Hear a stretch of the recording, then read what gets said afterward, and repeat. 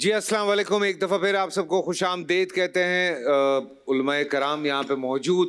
اور آج جیسے ہم نے ذکر بھی کیا شروع میں کہ معمولات زندگی ہمارے پیارے نبی صلی اللہ علیہ وسلم کی، خاص طور سے رمضان کے حوالے سے اگر ہم بات کریں تو میں چاہتا ہوں ہمارے جو علماء کرام یہاں پہ موجود ہیں، علامہ کمیل میدوی صاحب، حضرت خوش آمدید کہتے ہیں آپ کو. علامہ فیصل عزیز بندگی صاحب، آپ کو بھی خوش آمدید کہتے ہیں. مولانا بلال بشیر صاحب، حضرت آپ کو بھی خوش آمدید کہتے ہیں. تو اس موضوع کے حوالے سے حضور پاک کے معمولات جو خاص کر رمضان کے حوالے سے رہے، تھوڑا تھوڑا وہ سنتے ہیں. پھر کچھ سوالات آئے ہوئے ہیں تو میں نے کہا اس پہ پھر ہم چلے جائیں گے. بسم اللہ الرحمن الرحیم. بہت اچھا موضوع ہے یہ، لیکن اس پہ پہلے ایک بات عرض کر دوں کہ حضور مکرم صلی اللہ علیہ وآلہ وسلم تو افضل کائنات، اشرف کائنات، سید الانبیاء ہیں. بے شک. ان کے غلاموں میں سے غلام مولا علی مرتضیٰ، انا عبد من عبید محمد کہتے ہیں، محمد کے غلاموں میں سے غلام ہوں. ان کی شہادت کے بعد ان کی خادمہ تھی ان کے گھر میں. ان سے کسی نے پوچھا کہ علی مرتضیٰ کے جو معمولات زندگی تھے علیہ الصلوۃ والسلام، وہ تو بیان کرنا، رمضان کیسے گزرتا تھا، رجب کیسے گزرتا تھا، شعبان کیسے گزرتا تھا. تو انہوں نے پوچھا کہ مختصر بتاؤں یا تفصیل سے بتاؤں؟ کہ مختصر بتا دو. کہ مختصر یہ ہے کہ تم رجب شعبان رمضان کی بات کر رہے ہو، میں نے علی کے رمضان اور شوال میں کوئی فرق نہیں محسوس کیا. اللہ، جیسا رمضان تھا ویسے ہی شوال تھا. تو پھر حضور مکرم صلی اللہ علیہ وآلہ وسلم، تو ان کے لیے گویا رمضان تو ہمارے لیے، مطلب رمضان تو ہے ہی بابرکت حضور کے صدقے میں. جو کچھ ہے اللہ سبحانہ وتعالیٰ نے فرمایا کہ میں زمین و آسمان کو کسی شے کو خلق ہی نہ کرتا اگر حضور نہ ہوتے تو ایک بات تو یہ ہے، پہلی بات. دوسرا یہ کہ لیکن بہرحال حضور مکرم صلی اللہ علیہ وسلم نے کچھ امور ارشاد فرمائے. اس میں سب سے پہلی بات یہ ہے کہ اعمال اور اذکار تو ہم اس کو ذکر کریں گے. مثلا قرآن کی تلاوت کے لیے خاص الخاص اہتمام. حضور کی تاکید بھی ہے کہ ایک خط قرآن ایک ختم قرآن کے برابر ہے. ایک خط یعنی ایک لائن پڑھیں، یعنی ایک آیت پڑھیں رمضان میں، تو رمضان کے علاوہ پورے قرآن کے برابر ہے. اللہ، یعنی مثلا آپ سورہ الحمد کو پڑھتے ہیں تو اس میں 7 آیتیں، سورہ الحمد کو پڑھنے میں 1 منٹ لگتا ہے. یہ 7 قرآن ختم کرنے کا ثواب ہے رمضان میں. قل هو اللہ احد کا سورہ پڑھتے ہیں 4 آیتیں، 4 قرآن ختم کرنے کا ثواب ہے. بسم اللہ الرحمن الرحیم کو پڑھتے ہیں، 1 قرآن ختم کرنے کا ثواب ہو گیا. یاسین 1 قرآن ختم کرنے کا ثواب ہو گیا. یہ اللہ سبحانہ وتعالیٰ کی بے پناہ رحمت ہے اس خاص مہینے میں. تو سب سے پہلے تو جو تلاوت قرآن ہے اس پر ہمیں باقاعدہ توجہ دینی چاہیے، اور ماشاءاللہ مسلمان دیتے بھی ہیں، اس پر اہتمام بھی کرتے ہیں. بیر منیمم رمضان میں تو خیر 1 سپارہ کوشش کرتے ہیں کہ 1 دن میں پڑھ لیا جائے، لیکن رمضان کے علاوہ بھی کاش اس روٹین کو اسی طرح سے کیفیت میں جاری رکھ سکیں کہ بیر منیمم ہم سے حدیث میں کہا گیا ہے کہ ینبغی للمسلم ان یقرأ 50 آیۃ فی کل یوم او لیلہ، کم سے کم 50 آیتوں کو پڑھو روزانہ. دیکھا اگر 50 نہ پڑھ سکو تو جو 10 آیتوں کو پڑھے وہ غفلت کرنے والوں میں نہیں لکھا جائے گا، ایٹ لیسٹ 10. اور یہ کوئی میں کہتا ہوں کہ اللہ جب بات کر رہا ہے بندے سے تو کم سے کم اتنا تو بندے کا ایک فرض بنتا ہے کہ وہ کم سے کم 10 آیتوں کو کھول کے دیکھے، اس کا ترجمہ دیکھ لے. ٹریول میں آج کل موبائل ایپس پہ سب کے پاس اویلیبل ہے، ترجمہ بھی اویلیبل ہے. کوئی عذر بھی باقی نہیں بچا کہ میرے پاس قرآن نہیں تھا، میں نہیں دیکھ سکتا تھا، یا میں کہیں سفر میں تھا. آپ کہیں پہ بھی ہوں اس کو وقت نکال پرائرٹی دینے کی بات ہے. 10 یا 20 آیتیں پڑھنے میں میکسیمم کتنا وقت لگتا ہے؟ اور وقت، اور اس میں وقت کے ساتھ ساتھ پھر اس کا ایک نظر آپ نے جس زبان میں آپ کمفرٹیبل ہیں، انگلش میں کمفرٹیبل ہیں، اردو میں کمفرٹیبل ہیں. بلکہ اب تو بہت اچھا ایک سلسلہ یہ بھی آ گیا کہ یوٹیوب پہ بڑے بڑے قاری ہیں جی جن کے کلام موجود ہیں، تو وہ آپ سنتے رہیں، آپ ان کو سنتے رہیں، اور اس میں ترجمہ بھی موجود ہے، آپ اس کا ترجمہ بھی سن لیجئے. تو ایک بات تو یہ کہ اس بارے میں خاص اہتمام ہونا چاہیے. دوسرا یہ کہ حضور کے جو اخلاق ہیں وہ تو ویسے انک لعلی خلق عظیم. رمضان میں جو اخلاقیات ہے اس کا ہمارا تھوڑا فقدان ہو جاتا ہے. روزہ تو لوگ رکھنے لگتے ہیں، شکم کا رکھتے ہیں روزہ، زبان کا نہیں رکھتے. یا جو ہے وہ بعض مرتبہ دل کا روزہ جس پہ یہ کہ آپ کا پورا وجود خدا کے سامنے روزے دار ہو، ویسا نہیں رکھتے. تو اس پہ خاص توجہ دینے کی ضرورت ہے. حضور کے جو اخلاقیات ہیں، انک لعلی خلق عظیم، آپ اخلاق کے عظیم ترین درجے پر ہیں. حضور پر جو مشرکین مکہ تھے نا، وہ نعوذ باللہ من ذالک ایک آبجیکشن کرتے تھے. کہتے تھے کہ اگر یہ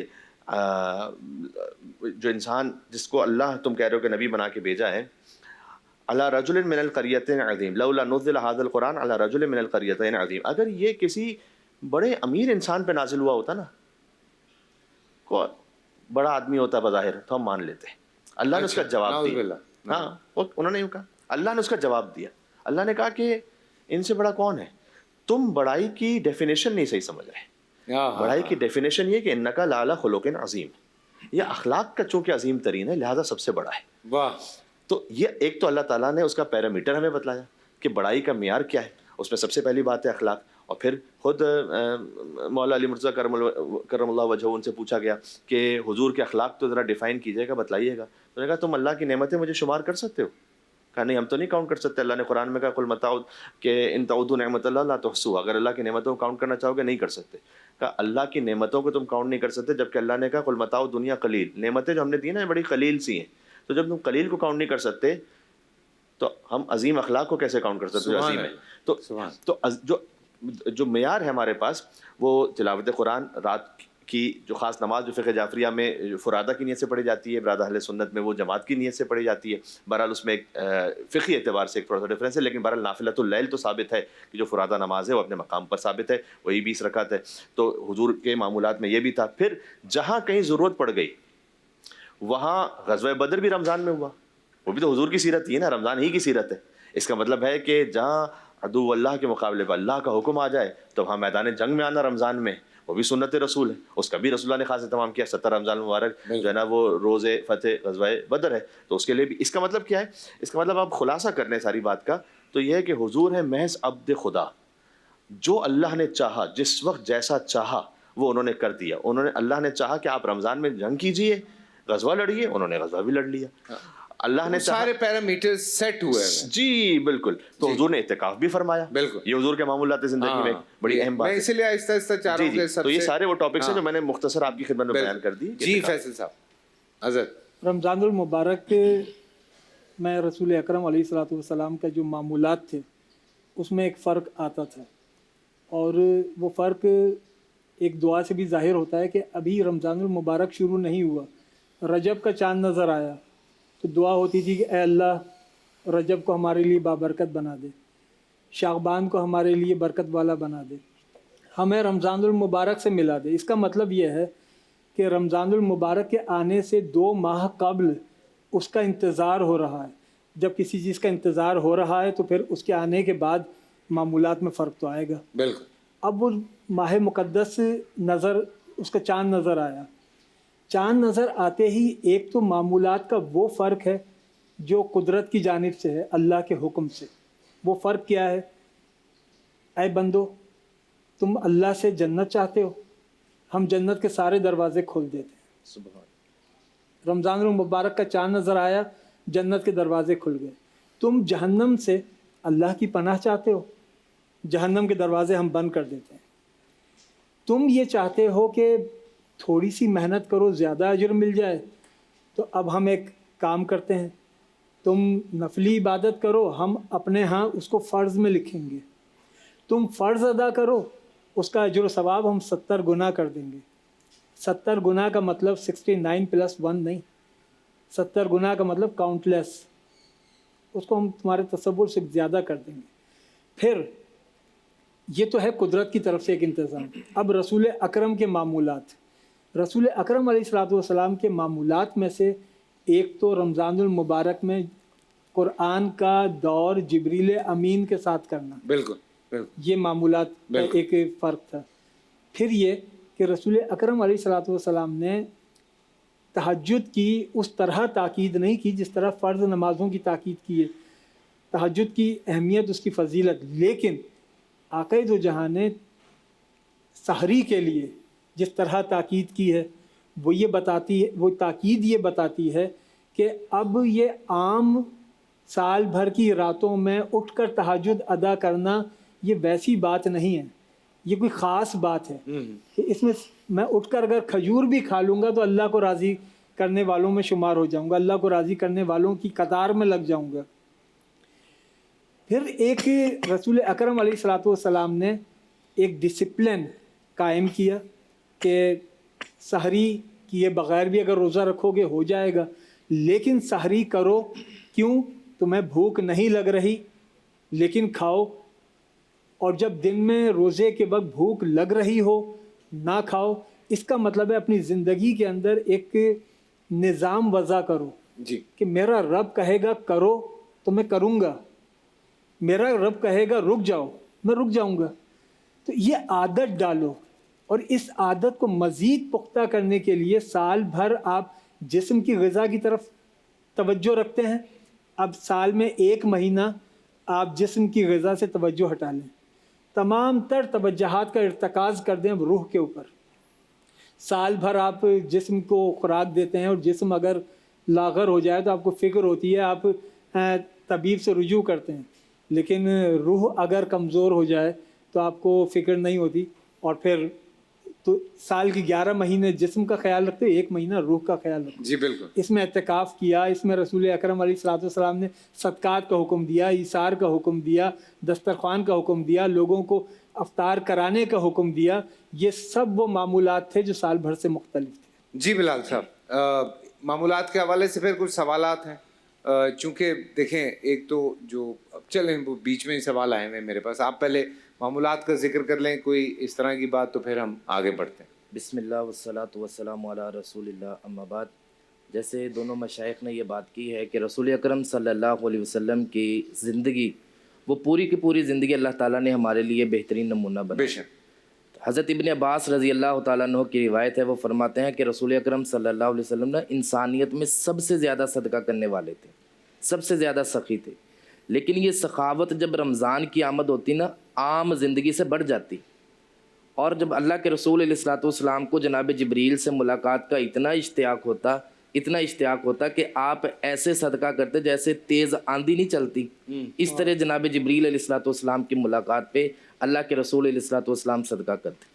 और फिर रमज़ानुल मुबारक में सैयद आयशा रदी अल्लाह तआला अन्हा से पूछा गया कि रसूल अकरम सल्लल्लाहु अलैहि वसल्लम रमज़ान में रात का क़याम किस तरह करते थे। सहाबाए किराम में भी ये तड़प थी कि हम भी अल्लाह के रसूल अलैहिस्सलातु वस्सलाम के क़याम के बारे में पूछें। तो अम्मा आयशा रदी अल्लाह तआला अन्हा ने सवाल की नौइयत को भांपते हुए फरमाया कि रमज़ान हो या रमज़ान के अलावा हो, अल्लाह के रसूल अलैहिस्सलातु वस्सलाम हमेशा 11 रकत पढ़ा करते थे। यानी रसूल अकरम सल्लल्लाहु अलैहि वसल्लम रमज़ान में इसका बिलखुसूस एहतमाम करते थे और बिलउमूम पूरी ज़िंदगी आपने इसका एहतमाम किया। और फिर इसी तरह रमज़ानुल मुबारक में रसूल अकरम सल्लल्लाहु अलैहि वसल्लम के मामूलात में एतिकाफ़ भी आता है कि रसूल अकरम सल्लल्लाहु अलैहि वसल्लम एतिकाफ़ की पाबंदी करते, और आपने पूरी ज़िंदगी एतिकाफ़ की है। और 1 साल अल्लाह के रसूल अलैहिस्सलातु वस्सलाम के बारे में सहाबाए किराम बयान फरमाते हैं, जिस साल आपका विसाल हुआ उस साल आपने 20 दिन का एतिकाफ़ किया। और आपके जाने के बाद उम्महातुल मोमिनीन ने भी इस सुन्नत को बरकरार रखा है। रसूल अकरम सल्लल्लाहु अलैहि वसल्लम ने सहाबाए किराम को ये कहा था, आप फरमाते थे इस्ताईनु बित्तआम, फरमाया मेरे सहाबा सहरी के लिए ना, सहरी के लिए जब रोज़ा रखते हो तो सहरी के वक़्त खाना खाओ, और ये खाना खाना तुम्हें पूरे दिन में ताकत देगा। बिल्कुल। और ये पूरे दिन और ये की भी ताकत- फरमाया था जी। कि इससे बरकत भी होती। और इससे बरकत भी होती है। और आपने फरमाया हमारे और अहले किताब के रोज़े के दरमियान अगर कोई चीज़ फ़र्क करती है तो ये सुबह के वक्त सहरी का कन है। बिल्कुल। और ये सहरी के वक्त उठने की फैसल भाई इतनी फजीलत, इसलिए एक तो ये खाना खाने के लिए फजीलत, दूसरा ये है इंसान अगर 5-10 मिनट पहले उठ के अपने रब से बातें करे, जो पहले आसमान पे आके अल्लाह ताला हमसे कहते हैं ना, है कोई मुझसे मांगने वाला, तो ये बरकत वाला टाइम है। बिल्कुल। इस टाइम पे आपने फरमाया बरकत है, खाएं। और फिर आप अलैहिस्सलातु वस्सलाम ने फरमाया दिन में थोड़ा सा आराम करें ताकि रात के क़याम में तुम्हें अल्लाह रब्बुल आलमीन ताकत दे।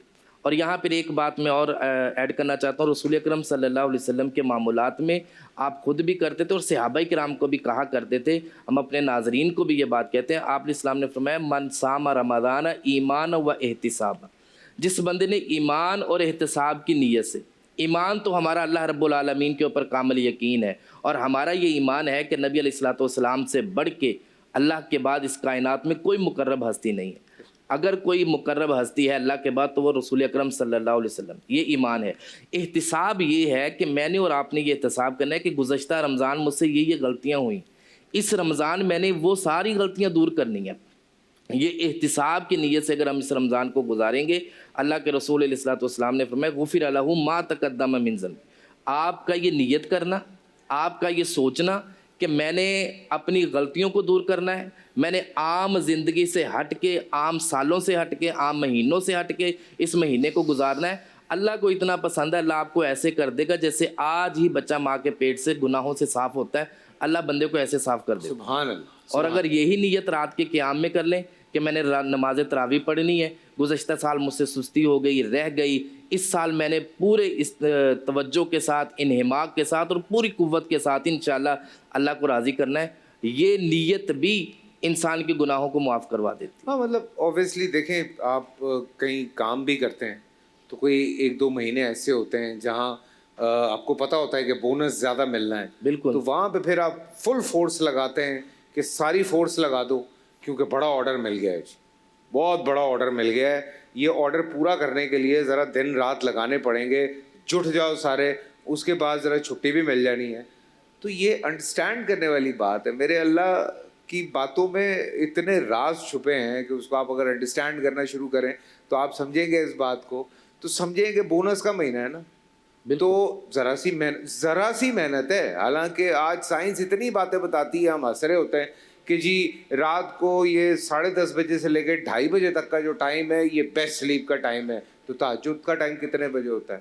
2:30 بجے کے بعد ہی ہوتا ہے. بالکل. سو آپ کو یہ بتایا جا رہا ہے کہ جی انٹرمیٹنٹ فاسٹنگ کے اندر آپ یہ کریں, اتنے گھنٹے نہ کھائیں, اتنے گھنٹے نہ کھائیں.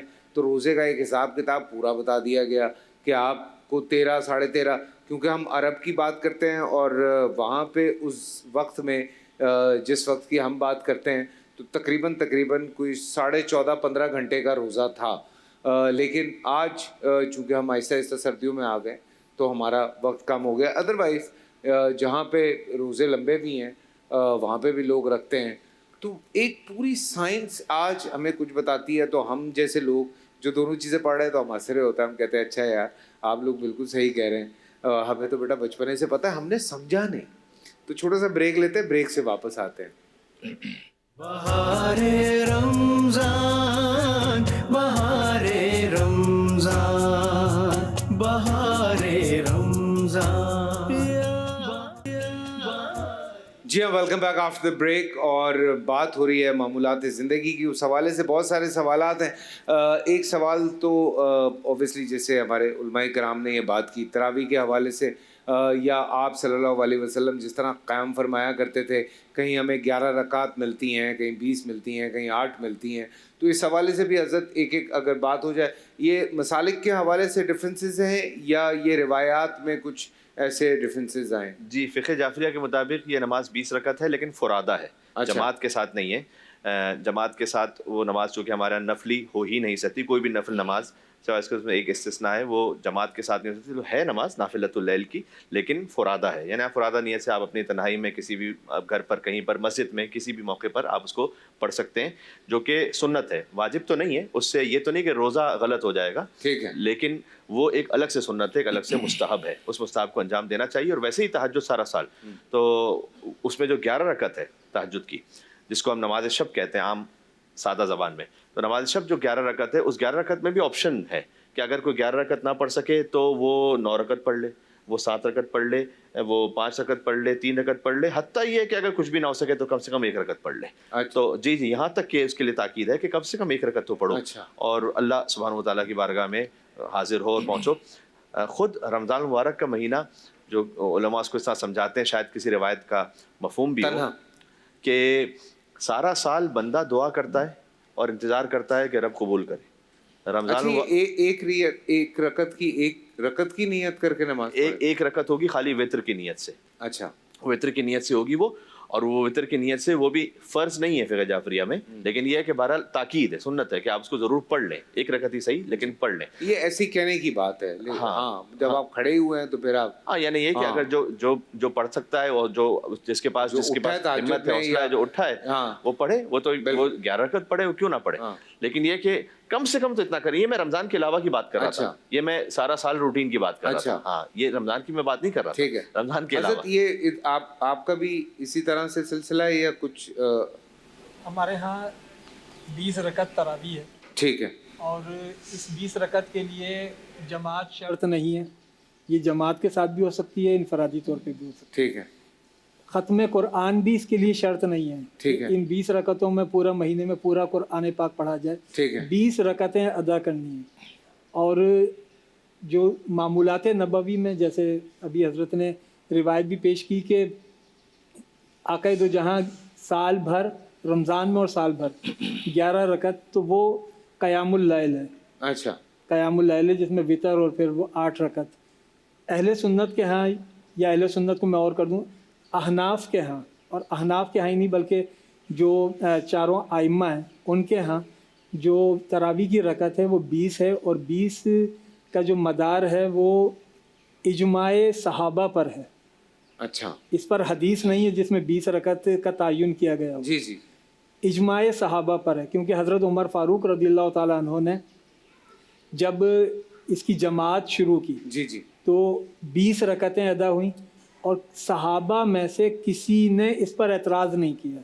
तो सहाबा का एतराज़ ना करना वो एक इजमाए सहाबा उसके ऊपर बन जाता है। ठीक और जब मैं सहाबा कह रहा हूँ तो उससे मुराद ऐसा नहीं कि सिर्फ सहाबा, बल्कि उससे मुराद हैं जमी सहाबा और जमी अहले बैत। ठीक है ये मैं अपने मकतब के मुतालिक अर्ज़ कर रहा हूँ, इख्तलाफ की गुंजाइश अपने अपने मकातिब के मुताबिक बिल्कुल है ठीक कि अहले बैत और सहाबा किसी ने मुखालफत नहीं की।